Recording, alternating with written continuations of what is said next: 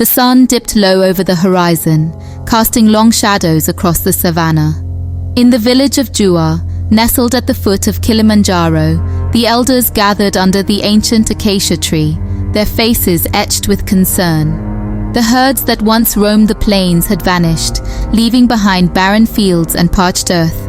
The drought had gripped the land for months, and the village was on the brink of starvation.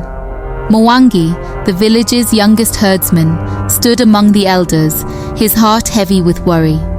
Every night, Mwangi had taken to walking the outskirts of the village, hoping to find any sign of the herds.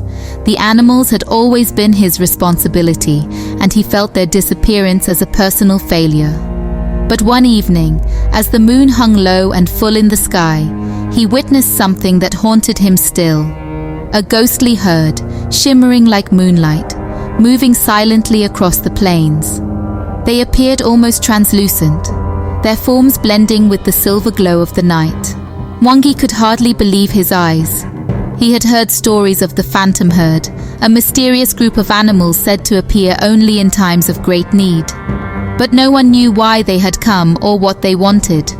The village elders, including the wise old Mzee Kondo, dismissed Mwangi's account as a product of exhaustion and despair. The mind plays tricks when the heart is troubled, Mzee Kondo had said, his voice gentle but firm. But Mwangi knew what he had seen. The vision had been too vivid, too real, and the feeling that accompanied it, a deep, foreboding sense that something terrible was on the horizon, was too strong to ignore. Determined to uncover the truth, Mwangi decided to set out at dawn, guided only by the memory of the spectral creatures. He packed lightly, taking only what he could carry, some water, a small amount of dried meat, and a blanket. He told no one of his plan, fearing they would try to stop him. As the first light of daybreak painted the sky in hues of orange and pink, Mwangi left the village behind, his heart pounding with a mixture of fear and determination. His journey took him deep into the heart of the savannah, where the air grew thick with an otherworldly stillness.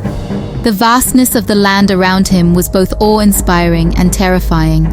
For miles there was nothing but tall grasses, thorny acacia trees, and the occasional sound of distant wildlife. But Mwangi felt no comfort in the familiar sights and sounds. The further he traveled, the more he sensed that he was being watched, though by what, he could not say. As the day wore on, Mwangi stumbled upon an old shrine dedicated to the spirits of the land. It was a place he had only heard of in stories, a place where the ancestors were said to speak to those who sought their guidance.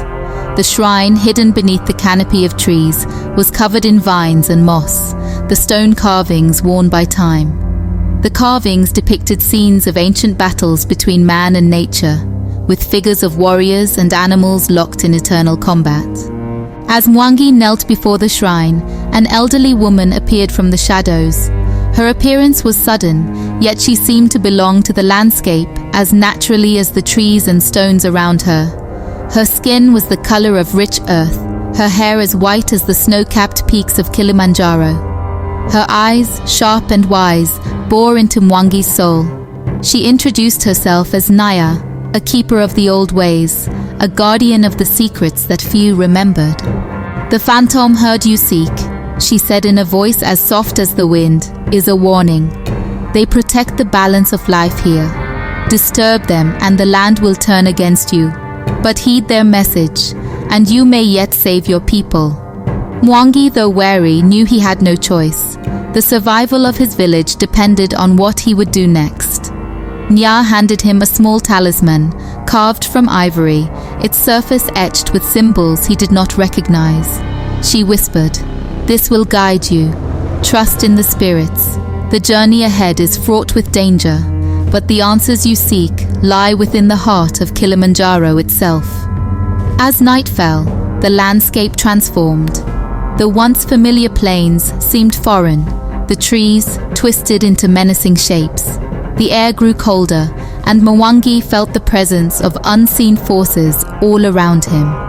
The silence was absolute, broken only by the occasional rustle of leaves or the distant cry of a nocturnal animal.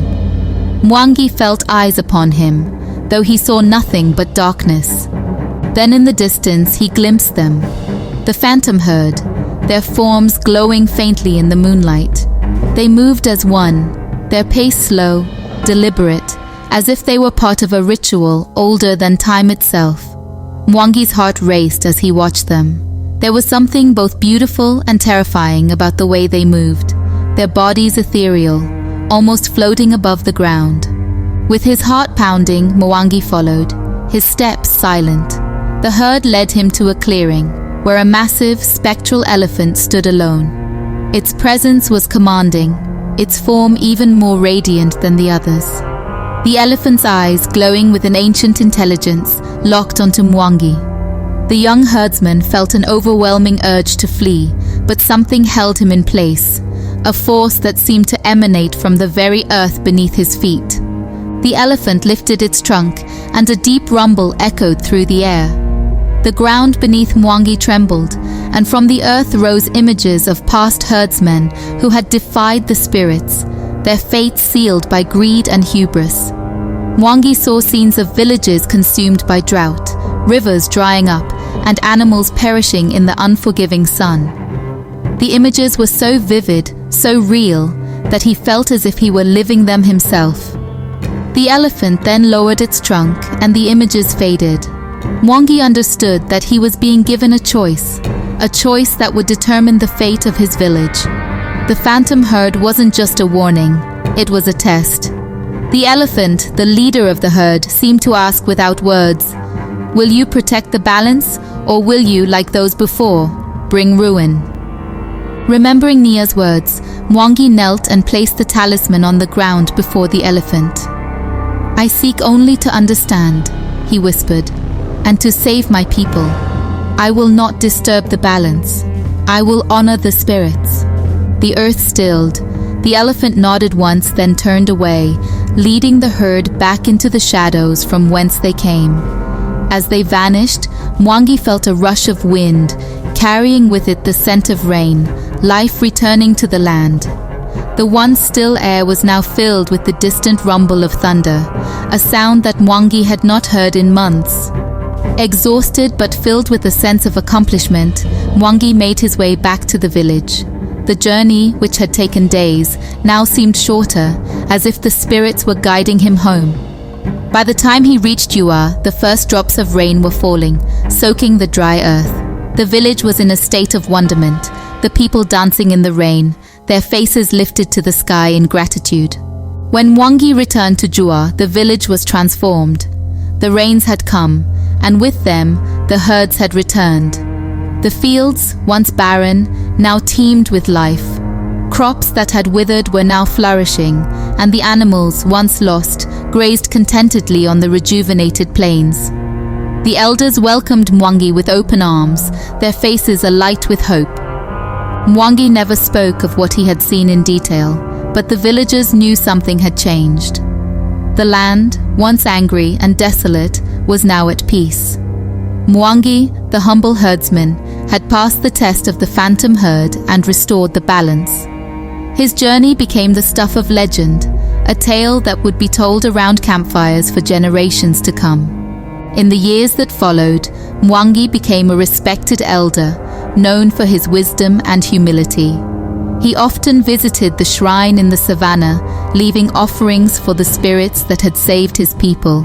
The village prospered, and the rains returned each season, ensuring the land remained fertile and the herds abundant. Mwangi's story was passed down through generations, a reminder of the delicate balance between man and nature. The phantom herd became a symbol of that balance, a force that protected the land and its people as long as they respected the ancient ways. And when the night was still and the moon was high, some claimed to see a ghostly herd moving across the plains, a silent guardian of the land, forever watching, forever protecting. And Mwangi, the man who had once been a simple herdsman, was remembered as the one who had brought the rains back to Kilimanjaro, the one who had listened to the spirits and saved his people from certain doom.